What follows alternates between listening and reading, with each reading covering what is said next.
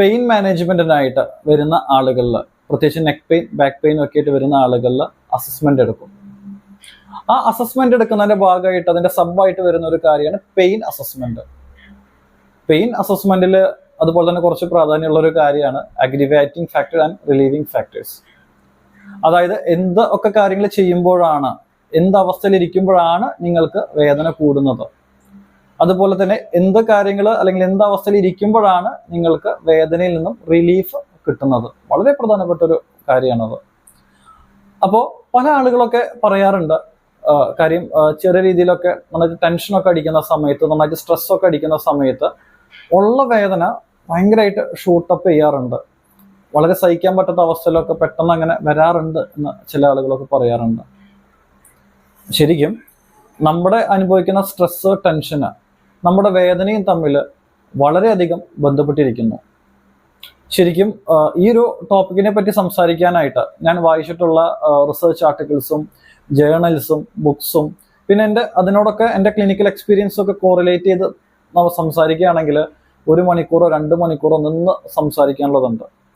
എന്നിരുന്നാലും ഇനി നട്ട്ഷെൽ അതിൻ്റെ മെക്കാനിസം എങ്ങനെയാണ് എന്നുള്ളത് വളരെ ചുരുക്കിയിട്ട് ഞാൻ പറഞ്ഞു തരാം. കാര്യം നമ്മൾ ഒരുപാട് സ്ട്രെസ് അടിക്കുന്നു, ടെൻഷൻ അടിക്കുന്നു. അപ്പോൾ അങ്ങനെ ഉണ്ടാകുന്ന സമയത്ത് തന്നെ പെട്ടെന്ന് ഒരു പേടി നമ്മൾ വരുന്ന സമയത്ത് നമ്മുടെ ശരീരം പോകുന്നുണ്ടാവുക ഫ്ലൈറ്റ് ഓർ ഫൈറ്റ് മെക്കാനിസത്തിലേക്ക് ആയിരിക്കും. അപ്പോൾ ഈ ഫ്ലൈറ്റ് ഓർ ഫൈറ്റ് മെക്കാനിസത്തിലേക്ക് നമ്മുടെ ശരീരം പോകുന്ന സമയത്ത് അതിൻ്റെതായിട്ടുള്ള അഡാപ്റ്റേഷൻസ് നമ്മുടെ മസിലുകളിലും മൊത്തം ശരീരത്തിലുണ്ടാവുന്നു, പ്രത്യേകിച്ച് മസിലുകളിലും ഉണ്ടാവുന്നു. അപ്പോൾ അതിൻ്റെ ഭാഗമായിട്ട് ചെറുതായിട്ട് മസിൽസ് ഒക്കെ ഒരു സ്പാസം അല്ലെങ്കിൽ ചെറിയൊരു ടൈറ്റ്നെസ്സിലേക്ക് പോകുന്നുണ്ടാവും.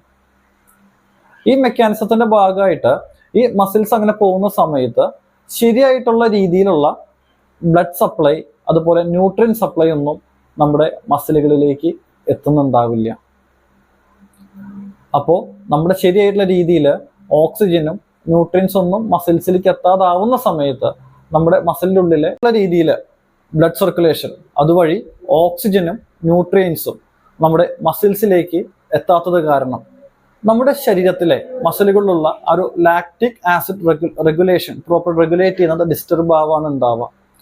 അത് ഡിസ്റ്റർബ് ആവുന്ന സമയത്ത് നമ്മുടെ മസിലുകളിൽ ലാക്റ്റിക് ആസിഡിന്റെ അക്യുമുലേഷൻ അത് കൂടും. കൂടുതൽ ലാക്റ്റിക് ആസിഡ് നമ്മുടെ മസിലുകളിൽ നിൽക്കുന്നുണ്ടാവും.